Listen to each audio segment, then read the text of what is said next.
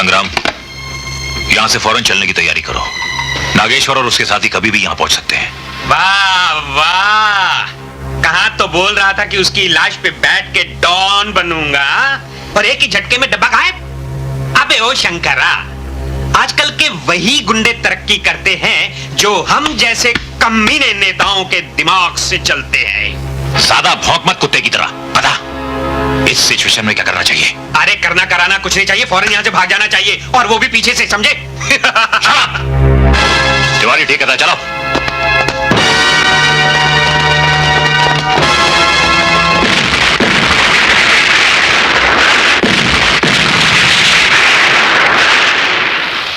अरे देखा, ये है हम जैसे कमीने नेताओं का कमाल। अगर वहां से नहीं भागते तो धज्जियां उड़ जाती। अरे चल भाग।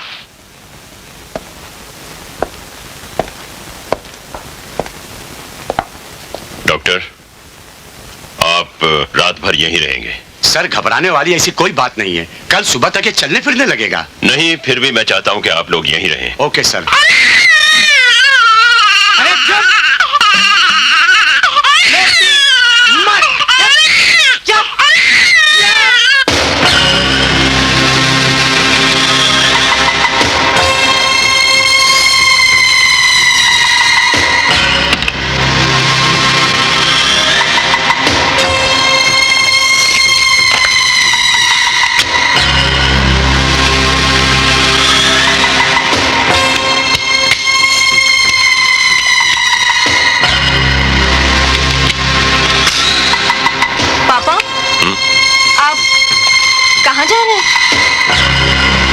शंकरा के खास अड्डे पर मुझे खबर मिली है कि उसने गोपाल को वहीं छुपा के रखा हुआ है।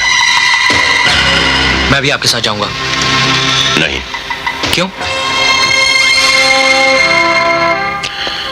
देखो बेटा, मैं तुम्हें एक कहानी सुनाता हूं। एक राक्षस था, उसकी जान एक चिड़िया में बंद थी। जब कभी उस चिड़िया को कोई तकलीफ होती तो वो राक्षस तड़प उठता था। अगर वो राक्षस मुझे मान लिया जाए तो वो चिड़िया तुम हो। और वैसे भी मैंने बहू को उसके सुहाग और संतान दोनों का आशीर्वाद दिया था। मैं बहू के सामने शर्मिंदा नहीं होना चाहता।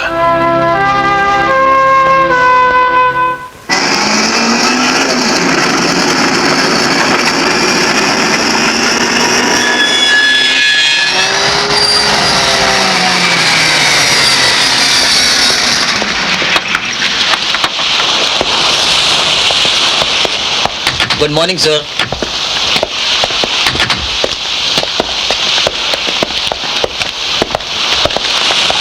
Good morning sir. Anthony. Good morning sir. Good morning. बच्चे को ले आओ। बच्चा यहाँ नहीं है सर। क्या? बच्चा यहाँ नहीं है? तो फिर कहाँ है बच्चा? उसे मैंने दूसरी जगह पहुंचा दिया है। क्यों? क्या ये जगह सेफ नहीं थी? यहाँ किसी के अटैक करने का डर था? नहीं, यहाँ किसी का डर नहीं था। तो फिर बच्चे को यहाँ से क्यों ले गए? अगर आपको गोपाल चाहिए तो उसके लिए आपको मेरे साथ एक सौदा करना होगा। सौदा? तुमसे? मैं कुछ समझा नहीं। गोपाल मेरे कब्जे में है। अब वो आपको तभी मिलेगा जब आप मेरी एक शर्त मान लेंगे। ओह, तो तुम मुझे ब्लैकमेल करना चाहते हो? जिसे मैं इंसान का बच्चा समझकर 20 साल तक पालता रहा, वो आस्तीन का सांप निकला जो दूध पिलाने वाले को ही डस लेता है। लानत है तुम पर। मैंने तो खैर दूध के साथ गद्दारी की है, लेकिन आप तो उनमें से हैं जो अपने खून को भी माफ नहीं करते। अगर आपकी कहानी दुनिया को मालूम होगी तो हर एक बेटा भगवान से यही प्रार्थना करेगा कि मौत तो दे मगर आप जैसा बाप नहीं दे। धनराज, बोलिए, क्या यह गलत है कि आप ही ने अपने पोते को किडनैप कराया? आप ही ने अजय के दरवाजे पर उसके कपड़े टंगवाए? और आप ही ने उसके घर पे गोलियां चलवाई ताकि वो डर से आपके पास आके रहने लगे। हाँ हाँ, मैंने ये सब कुछ किया क्योंकि मुझे अपना बेटा वापस चाहिए था। आपको अपना बेटा नहीं, आपको अपना उत्तराधिकारी चाहिए जो आपके मरने के बाद आपके अंपायर को संभाल सके। अगर मैंने ऐसा चाहा भी तो बुरा क्या किया? दुनिया का हर बाप चाहता है कि उसका बेटा उसकी कुर्सी संभाले। मुझे भी तो कभी आप अपना बेटा समझते थे, फिर मुझे क्यों भूल गए? इसलिए कि मैं आपका असली बेटा नहीं। वरना बोलिए, क्या कमी है मुझ में जो आप मुझे अपने बाद डॉन नहीं बना सकते? क्या मैंने आपके साथ वफादारी नहीं की या आपके लिए खून नहीं बहाया?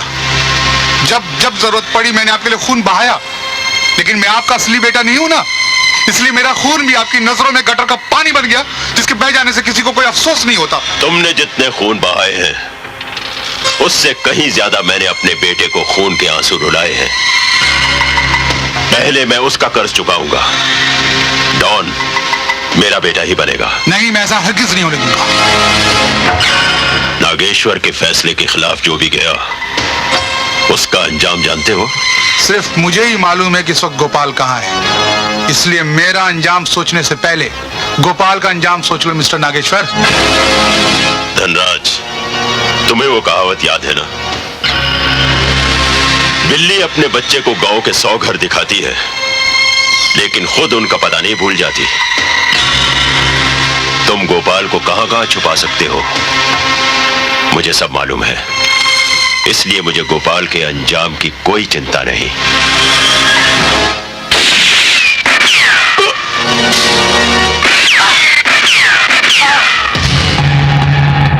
ये अंदाज भी मैंने आप ही से सीखा है।